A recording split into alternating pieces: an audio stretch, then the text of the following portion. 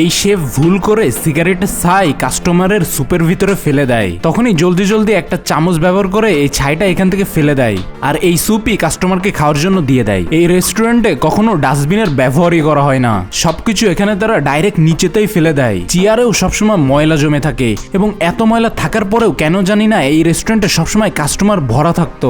একদিন একটা customer complain করে যে তার স্যুপের ভিতরে তেলাপোকা পড়েছে। তখন এখানে হোটেলের ম্যানেজার আসে আর বলে যে এটা কোনো তেলাপোকা না, এটা একটা খেজুর। এটা বলে সে তেলাপোকাটা নিজের মুখে নিয়ে খেতে থাকে। একটু পরে সে বাথরুমে গিয়ে মুখটা ভালোভাবে ধোয় এবং তেলাপোকা মারা স্প্রে তার মুখে মারতে থাকে। পরের দিনই ভোক্তা অধিদপ্তরের কিছু লোক রেস্টুরেন্টে আসে এখানের পরিষ্কার পরিচ্ছন্নতা দেখার জন্য।